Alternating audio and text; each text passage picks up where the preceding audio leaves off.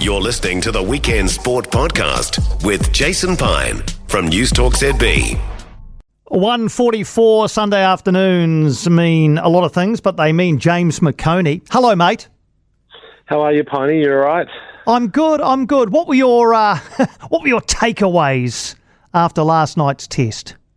Dominoes and a little bit of hell pizza as well. Good. Yeah. Good. I wasn't doing the ordering. It was a friend. I don't know. We doubled up. But I think let's start with the positives though. Cortez, Vatima, Wallace Atiti, Caleb Clark. I mean, I feel like there's two of them are sort of coming of age, and I think Caleb's just reinvented himself, right? Yep. Wallace Atiti, I love the way he plays. Solving a problem for the All Blacks at number 6 when you're not even really a number 6. I think he played every game for the Chiefs, certainly from the start at number 8, didn't he? But I just really like the way he goes about things. Yeah, there's a stability to him, even though he is an excitement machine at times. Just the way he seems to own that position, which isn't the most familiar for him at blindside. Physically impressive, dominates contact. But just really seems like a solid option. Shades of Jerome Kano. There's lots to like about Wallace Atiti. Cortez, though, I felt did everything he could. Did everything right. He finished off what should have been one of the greatest tries of all time if it wasn't for that forward pass, which was a fair call, but I've seen worse passes just ignored. But again, Cortez just dominated on attack and defence. The hit by Karoi and Betty, I think Kane mentioned that. He's stealing most of my notes today. But one thing that Cortez did do is set the tempo perfectly. I think his clearance was next level, and I think that is why we saw those tries from the All Blacks. What about Damian McKenzie? Yeah, I've got him in my notes as well, Piney. Yes, thank you for that. Okay, let's just rip off the Band-Aid. He won't be happy with that, will he? There were 3 or 4 tries left out there, and his name will be on a couple of them. So the video session is going to be a tough one for D-Mac. But I also agree with Joe Schmidt, which was, he creates so much. Would you really want to take that away when that's kind of where you're at, where he puts fear into the defence? There were 3 passes in particular that he'll want to have back, but I look back at the World Cup final last year and I thought our biggest problem with the All Blacks is that we didn't throw passes at the right time. So he was throwing the passes, they just weren't that great, Piney. And then to one of them, he didn't need to spiral it. The other one, he just didn't need to backhand flick it. So sometimes the easy option is to shovel it on.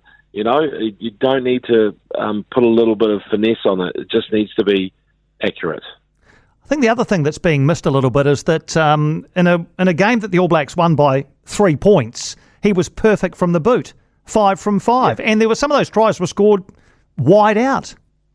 Honestly, I thought the tries were brilliant, but then the ones they left out there, absolute pulling your hair out, coach killers, as they call them. Look, the fact is that the All Blacks have got a case of the yips in the second half, and in the final quarter, it is a choke, really. There's no other way to put it, and so they've got to remedy it somehow. I don't know. Look, I think with Bowden coming back into that team, even though I thought Will Jordan was great at fullback, he'll provide that stability. He'll provide the extra kicking game. I mean, I've got no problem with Bowden moving into 10. I think he's a great 10 and has been underrated for too long. World Player of the Year twice. But I still feel like D-Mac should be on the field. That's my feeling, basically. All right, couple of other matters around. Did you watch the Roosters Manly game last night? Yes, I did. And it's amazing how a team that looked totally outclassed last week by Penrith comes back and outclasses Manly, who have got plenty of stars. Although when I look around, I mean, they've got 3 Trbojevic brothers. I mean, so one family's providing a lot of their team. They've got Matt Lodge, who I hate with a passion, who left the Warriors in the lurch. He's the home invasion guy, if people are wondering, why do I hate Matt Lodge? He broke into a New York home and terrorised the family and It was pretty much a violent crime, and he's ended up being able to live his life and play rugby league and then rip off the Warriors. So I wasn't unhappy to see Manly get get eliminated because of that. But I did notice that with the Roosters, Joey Manu and Joseph Suoli'i, they're both going to rugby next year, so it's going to be a very different team. And I think Joey Manu won't take long to get up to speed and be an option for the All Blacks in midfield. We will watch the space. Hey, I wanted to ask you as well, I think it's in your notes, about Shohei Ohtani doing something that nobody in Major League Baseball has done, I don't think ever. 50 home runs and 50 stolen bases in a single season. It seems incredible that doesn't happen very often, but it's never happened before. Yeah, and he's an unlikely base stealer at 6'4". Like, he's your height, Piney, and running around trying to steal bases like he's a little sprinter. So Shohei really added that to his arsenal when he couldn't pitch this year because he had some elbow ligament damage. So he thought, I'll steal bases instead. Sets this incredible record. He's up to 52 home runs. Only Aaron Judge of the New York Yankees is ahead of him for home runs. He's just incredible. Some people saying, is he the greatest athlete on the planet at the moment? Well, it's tricky, but whatever he's doing, he's getting eyeballs on the sport. He's probably worth his $700 million US contract. I saw that. Oh my God. It's another level. So look, if we do have time to talk about cricket, all I'll say is if you've got a young cricketer who's got good hand-eye coordination, unfortunately this is just for boys at the moment because that's where they get paid the big bucks in baseball. Send them to baseball. Do not worry about any IPL. You can go to baseball if they're that good. Get them over there and see what they can do. Yeah, 700 mil. Hey, just on the cricket, I got Mitch McClenaghan after 2 to talk about the Black Caps because let's not forget they go into day 4 of their test in a couple of hours' time.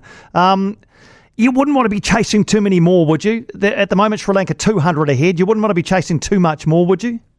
No, and this is a big worry. I think that Will O'Rourke's done, everything he can really with as a fast bowler. It's good to have that fear factor back in.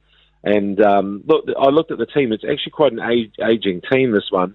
I feel like the Black Caps test team is going to fall off a cliff at some point because everyone apart from Ravindra, O'Rourke and Phillips are in their 30s, and some of them well into their 30s. So Kane Williamson, 34, Southey, 35. Even Daryl Mitchell is 33. So there's a few selections. It's going to be an interesting time. But I did see Paddles, the great Sir Richard Hadley, say, hands off Will O'Rourke. Don't you dare take him to the IPL. We want him to be a test bowler only. And I'm just thinking, I love what you're saying, Paddles, Sir Paddles, but good luck with that because he will get a lot of money thrown at him very soon. Absolutely right. I just hope it doesn't go the Cole Jamieson way. Remember that? He was so good.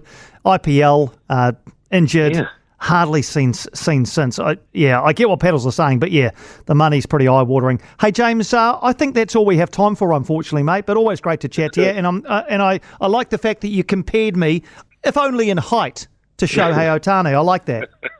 You're the Shohei, the big Shohei of New Zealand radio, mate. So enjoy that. Good on you, mate. Thanks indeed. James McOnie, part of our Sunday, 7 to 2, News Talk ZB. For more from Weekend Sport with Jason Pine, listen live to News Talk ZB weekends from midday or follow the podcast on iHeartRadio.